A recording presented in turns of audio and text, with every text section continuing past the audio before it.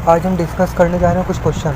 अगर आप कोई भी एग्ज़ाम की तैयारी कर रहे हो, एसएससी, आरओ, यूपीपीसीएस, जितने भी एग्ज़ाम होते हैं आपके, सुपर टेट, रेलवे, तो ये सब वो क्वेश्चन है जो पिछले कई साल से, बहुत बेसिक क्वेश्चन है, पिछले कई साल से रिपीट हो रहे हैं और ये आगे भी होंगे।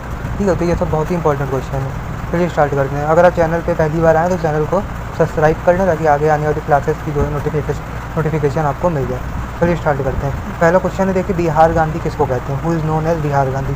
तो राजेंद्र प्रसाद को जो है बिहार गांधी कहते हैं। ठीक है, मैं आपको एक चीज़ ऐड ऑन करना चाहूँगा, एक चीज़ मैं आपको और बता दूँ। देखिए, राजेंद्र प्रसाद को बिहार गांधी कहते हैं और देश रत्न अजात शत्रु ये भी राजेंद्र प्रसाद को कहते हैं। अब देखिए, हु इज़ नोन एज देश रत्न अजात शत्रु, तो राजेंद्र प्रसाद। ठीक है, तो राजेंद्र प्रसाद को कई नामों से जानते हैं, बिहार गांधी, अजात शत्रु और देश रत्न। और ये जो राजेंद्र प्रसाद थे, ये मैं आपको बताना चाहूँगा कि ये 2 बार जो है इंडिया के पहले प्रेसिडेंट थे। ये राजेंद्र प्रसाद जो थे, ये इंडिया के पहले प्रेसिडेंट थे। ठीक है, और ये लगातार जो है 2 बार प्रेसिडेंट बने। तो चलिए, इतना तो कंप्लीट हो गया। अब देखिए, अब कोई भी एग्ज़ाम की अगर आप तैयारी करते हैं तो आप जानते हैं कि जीके का जो पोर्शन होता है वो बहुत ही अनसर्टेन होता है, कहाँ से भी कहीं से भी क्वेश्चन पूछ सकते हैं। ठीक है, तो इसीलिए आपको क्या करना चाहिए कि जो मतलब बेसिक, जो मतलब बहुत इंपॉर्टेंट क्वेश्चन है, आप प्रीवियस ईयर पेपर उठाएंगे तो जो क्वेश्चन रिपीट हो रहे हैं आप उनको एक बार ज़रूर स्टडी कर लें। मैं वैसे ही क्वेश्चन लेके आया हूँ ताकि इनकी जो पॉसिबिलिटीज़ होती है एग्जाम में आने की वो काफ़ी ज़्यादा होती है ना। अब अगला आपका क्वेश्चन है कि अफ्रीका गांधी किसको कहते हैं? देखिए, बिहार गांधी की बात हमने कर लिया। ठीक है, अफ्रीका गांधी किसको कहते हैं? तो नेशनल मंडेला को अफ्रीका गांधी कहते हैं। किसको? नेशनल मंडेला को अफ्रीका गांधी के नाम से जानते हैं। अब देखिए, बिहार गांधी की बात हो गई और ये आपके अफ्रीका गांधी की बात हो गई। अब बात करते हैं कि आधुनिक गांधी किसको कहते हैं? आधुनिक गांधी, तो बाबा आमटे को आधुनिक गांधी कहते हैं। ठीक है, और इन्होंने आनंद वन की जो है स्थापना किया था महाराष्ट्र में। तो बाबा आमटे इज कॉल्ड आधुनिक गांधी। और अब चलिए आगे बढ़ते हैं। Who wrote book divided India? देखिए, क्वेश्चन है कि डिवाइडेड इंडिया बुक किसने लिखा? तो राजेंद्र प्रसाद ने जो है डिवाइडेड इंडिया की किताब जो है वो लिखा। राजेंद्र प्रसाद ने जो है डिवाइडेड इंडिया किताब लिखा। ये लगातार 2 बार प्रेसिडेंट हुए, जैसा कि मैंने आपको बता दिया, पहले प्रेसिडेंट थे इंडिया के। अब देखिए, क्वेश्चन पूछा है कि टॉलस्टॉय फार्म और फिनिक्स फार्म की स्थापना किसने किया? टॉलस्टॉय फार्म और फिनिक्स फार्म की स्थापना किसने किया? तो महात्मा गांधी ने किया। और मैं आपको बताना चाहूँगा कि जो महात्मा गांधी थे, ये जो टॉलस्टॉय फार्म की उन्होंने स्थापना किया था, तो महात्मा गांधी के जो आध्यात्मिक गुरु थे वो टॉलस्टॉय थे। तो महात्मा गांधी के आध्यात्मिक गुरु टॉलस्टॉय थे और राजनीतिक गुरु गोपाल कृष्ण गोखले थे। तो ये आगे बढ़ते हैं। अब क्वेश्चन पूछा कि अखिल भारतीय हरिजन संघ की स्थापना किसने किया? अखिल भारतीय हरिजन संघ, तो ये गांधी जी ने किया 1932 में। गांधी जी के बारे में क्वेश्चन पूछा जाता है कि इन्होंने पहला सत्याग्रह का उपयोग कहाँ किया था और कब किया था? तो पहला सत्याग्रह का उपयोग गांधी जी ने साउथ अफ्रीका में किया था, 1906 में किया था। The broken wings and golden threshold, ये इस बुक को किसने लिखा है? तो सरोजिनी नायडू ने लिखा है।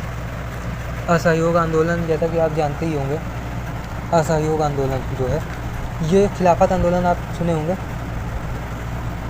तो खिलाफत आंदोलन जो था ये तुर्की के खलीफा जो थे, जो कि मुसलमानों के नेता होते थे, जो तुर्की के जो खलीफा थे वो मुसलमानों के जो नेता होते थे, तो उस पोस्ट को, उस पद को जो है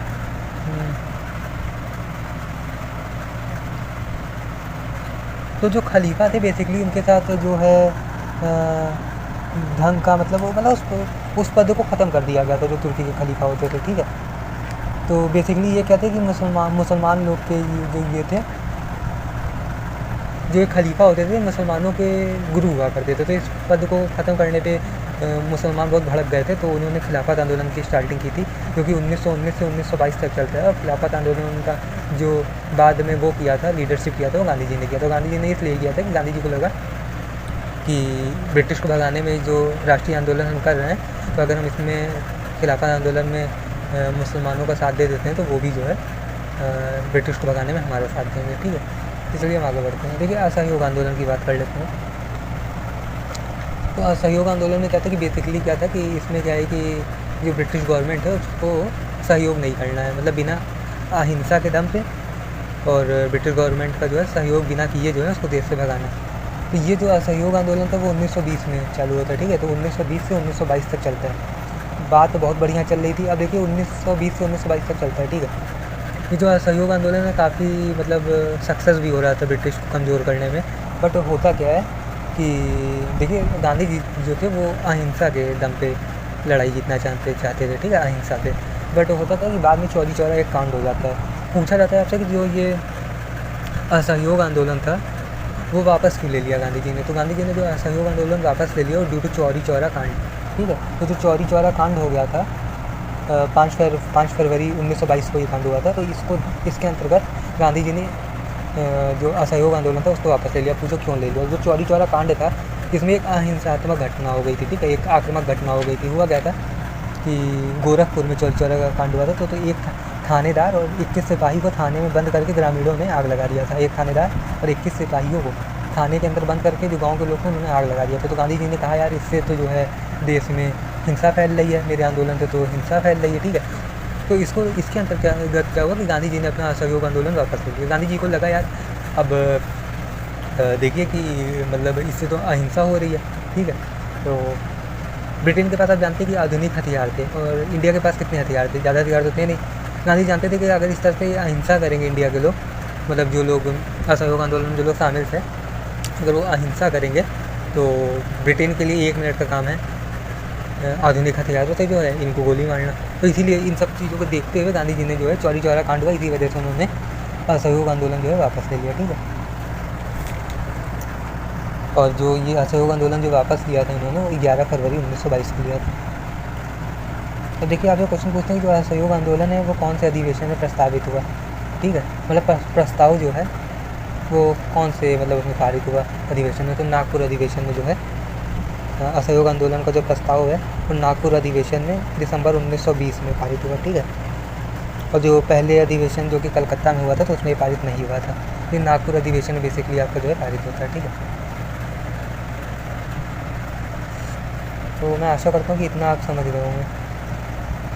और देखिए इसके बाद आपको क्वेश्चन क्या पूछते हैं कि गांधी जी और दास समझौता कब हुआ था, ठीक है। गांधी जी और दास समझौता कब हुआ था ये आपसे क्वेश्चन पूछते हैं। तो ये 1924 में हुआ था, ठीक है। गांधी जी और दास समझौता जो हुआ था वो 1924 में हुआ था। चलिए इसके पीछे की मैं आपको थोड़ा पीछे इसके ले जाता हूँ, मतलब मैं थोड़ा आपको इसमें डिटेल में बता देता हूँ। देखिए होता क्या है, जब गांधी जी ने असहयोग आंदोलन की वापसी किया था तो चित्तरंजन दास और मोतीलाल नेहरू इससे बहुत नाराज़ हुए उनसे। जो चित्तरंजन दास, नाम याद रखिएगा, चित्तरंजन दास और मोतीलाल नेहरू जो है वो गांधी जी के इस फैसले से कि उन्होंने असहयोग आंदोलन वापस ले लिया, सब कुछ इतना बढ़िया चल रहा था, तो बहुत नाराज़ हुए, ठीक है। और इससे नाराज़ होकर के उन्होंने क्या किया कि अलग पार्टी की स्थापना किया। देखिए 1922 में असहयोग आंदोलन वापस लिया गया था। 1923 में चित्तरंजन दास और मोतीलाल नेहरू ने एक अलग पार्टी की स्थापना किया मार्च 1923 में, जो कि इलाहाबाद में किया, और उस पार्टी का नाम रखा स्वराज पार्टी, ठीक है। तो वही कहते हैं कि गांधी जी और दास समझौता कब हुआ, क्वेश्चन आता है तो 1924 में हुआ, ठीक है। और पूछता है कि गांधी और इरविन समझौता कब हुआ। गांधी जी और इरविन का समझौता कब हुआ, ये 5 मार्च 1931 को हुआ, ठीक है।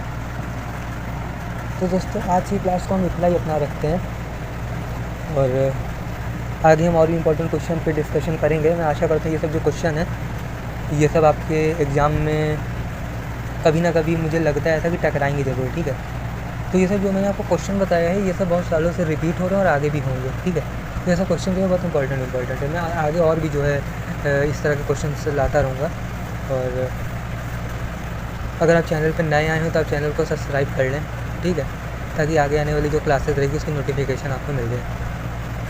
तो थैंक यू, ठीक है। तो यही मैं आपसे कहना चाहूँगा कि आप अपनी जो क्या कहते हैं कि चैनल को सब्सक्राइब कर लें ताकि आगे आने वाली क्लास की नोटिफिकेशन आपको मिल जाए। Thank you.